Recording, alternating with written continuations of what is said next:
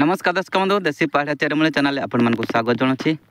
आपण मैंने यही गछ को तो आपण मैंने देखि घर बारी शो कर लगे था बारी बगीचार होता है तो घर पाखे भी थे आपण मैंने देखी थे। तो यही गछ विषय आज कहमी जदि आपण मैंने मो चैनल नुआ अच्छे सब्सक्राइब लाइक कर बेल आइकन को ऑल कर दिंतु कहीं मुझे जब भी चेरमूली वीडियो गोटे अपलोड करी आपण मैंने संगे संगे देखिपारे।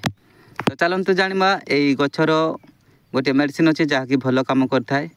यही गचर ना हूँ नागफेणी।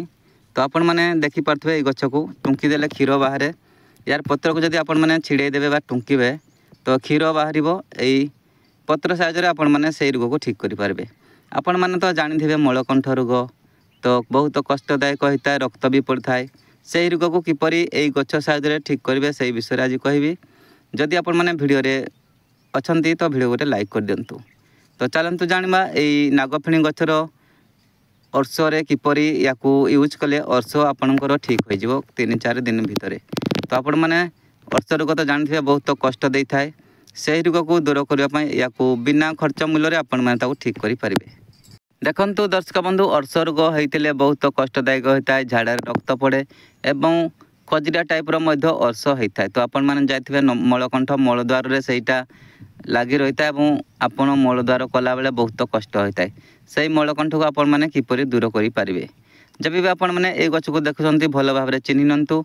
यार 4-5टी 6टी पत्र आपण मैंने सकाळु सकाळु तुली आणतु एवं या सहित चाउल धुआं पानी आपण मैंने जानते चाउल धुआं पानी सही पानी साहाय्य या पालिश कर बाटी नियंतु एवं ताकू सकाळु सकाळु खुला पेटरे पान करंतु एवं पान कर सारा मात्रे किसी जिनस खातु नहीं आधा घंटा पर्यंत देखिए ये 7-8 दिन आपण मैंने जदि करदे आपणकर मलकंठ रोग देहरु धीरे धीरे कमिबाकू लागिबो।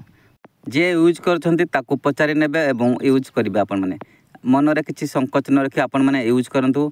जदि आपण माने मलकंठ रोगरु भल होई जाछंती तो वीडियो को गोटे लाइक कर देबे। आपण माने को गाँव रे देखि जणाइबे।